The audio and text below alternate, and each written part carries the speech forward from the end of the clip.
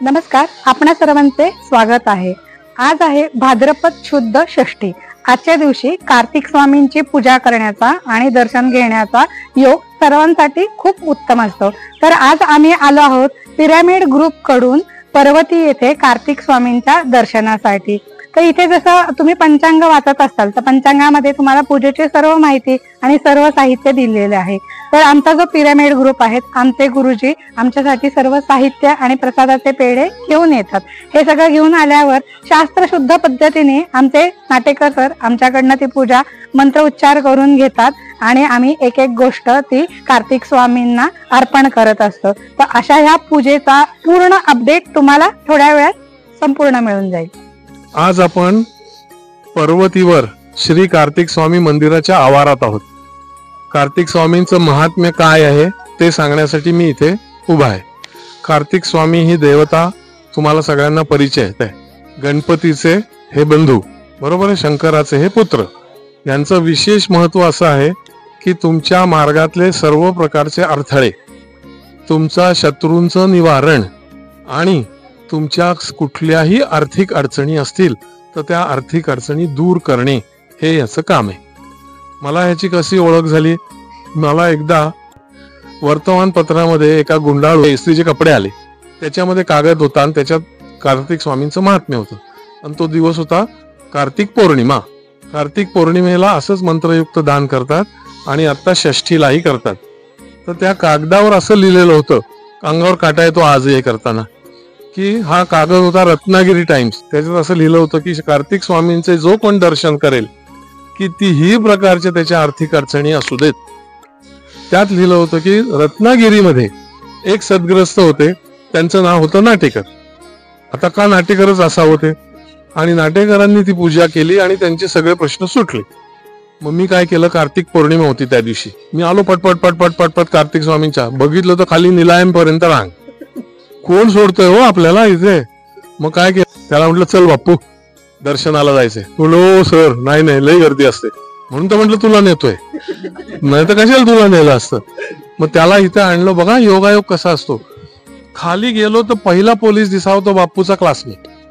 त्यांनी आम्हाला ह्या दरवाज्याने आत आणलं इथनं आणि डायरेक्ट मंदिराच्या समोर.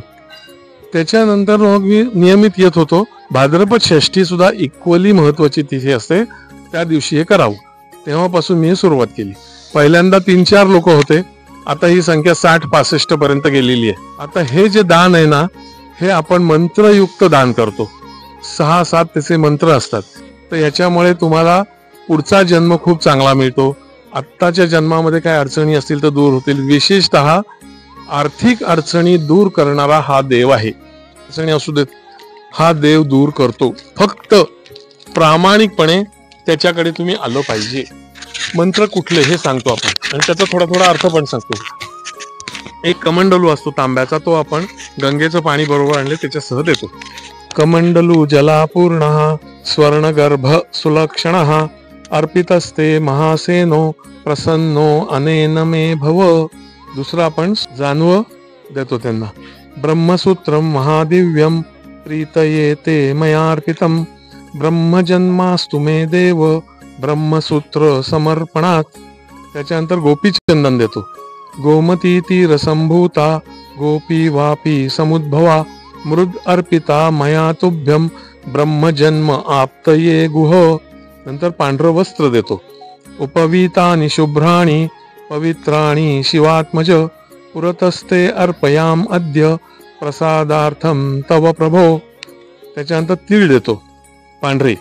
तिलाहा काश्यप संभूता तिलाहा पापहरा स्मृता पादयोः अर्पितास्ते अद्य सर्व पापान अनुत्तये. सर्व पाप दूर होण्यासाठी हे करतो. दर्भ देतो.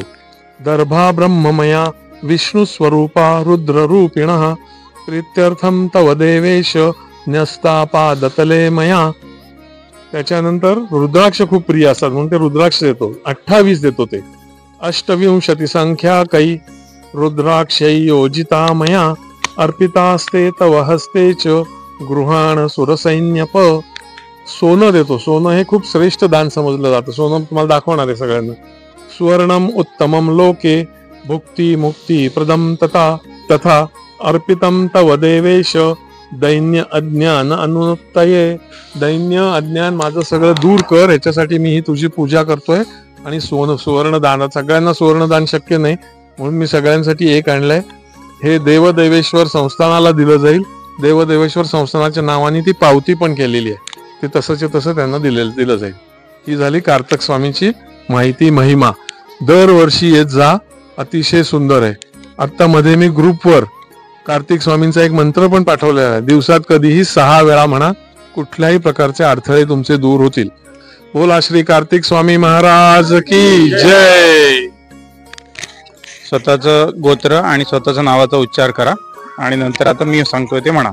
मम आत्मनः श्रुती स्मृती पुराणोक्त फल प्राप्त्यर्थ अस्माकं सकुटुंबानां सपरिवाराणां क्षेम स्थैर्य आयु आरोग्य ऐश्वर्य प्राप्त्यर्थ सकल पीडा परिहारार्थ मनोवांछित फल प्राप्त्यर्थ विशेषतः भाद्रपद शुक्ल षष्ठी विशेष योग निमित्त श्री भगवान कार्तिकेय देवता अखंड कृपाप्रसाद प्राप्त्यर्थ समंत्र दान तथा च पूजन अहम करिष्ये. ओम षडा ननाय नमः.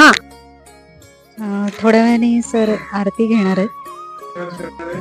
जेवढ्या लोकांनी पूजा केली त्यांच्या सर्वांच्या घरात रोज सुख शांती समृद्धी ऐश्वर्य भरभराट समाधान व सुरक्षा येत आहे.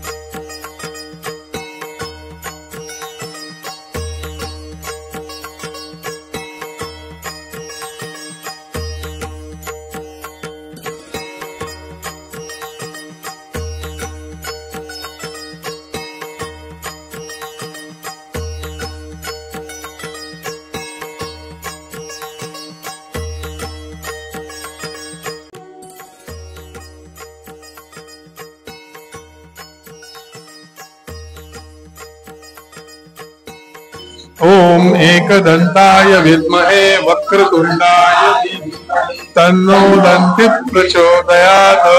ओम तत्पुरुषाय विद्महे महादेवाय धीमहि तन्नो रुद्र प्रचोदयात्. ओम महालक्ष्मी च विद्महे विष्णुपत्नी च धीमहि तन्नो लक्ष्मी प्रचोदयात्. रक्ष रक्ष परमेश्वर रक्ष रक्ष परमेश्वर भवतु सर्वमंगलम भवतु सर्वमंगलम. बोला कार्तिक स्वामी महाराज की जय. सगळ्यांची मनोरथ कार्तिक स्वामी पूर्ण करो अशी प्रार्थना करतो आणि असेच दरवर्षी येत जा.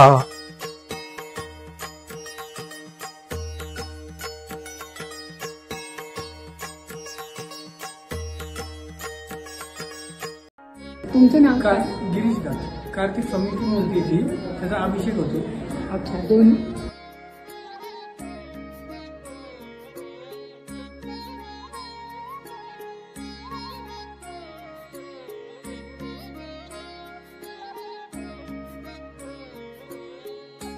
कार्तिक स्वामी पौर्णिमेला असतो आणि षष्टीला असतो. षष्टीला कार्तिक षष्टीला खूप छान अभिषेक असतो. आताच मला भागवत सर म्हणाले तुम्हाला आमंत्रण दिलं, तुम्हाला मी नक्की. अशा या कार्तिक स्वामींच्या पूजनाचा लाभ तुम्ही सर्वांनी सुद्धा घ्यावा. आता तुम्ही पूर्ण पाहिलं, तुम्ही त्याच्या कार्तिक स्वामींच्या पूजनाचे अनुभव देखील पाहिलेले आहेत की कसे येतात. हे प्रत्यक्ष आमचे गुरु श्री नाटेकर सर यांच्याकडून तुम्ही ऐकलेले आहेत. तर अशाच कार्तिक स्वामींच्या पूजेसाठी पुढच्या वर्षी जर आपल्याला यायचे असेल तर नक्कीच तुम्ही आम्हाला संपर्क करू शकता. धन्यवाद.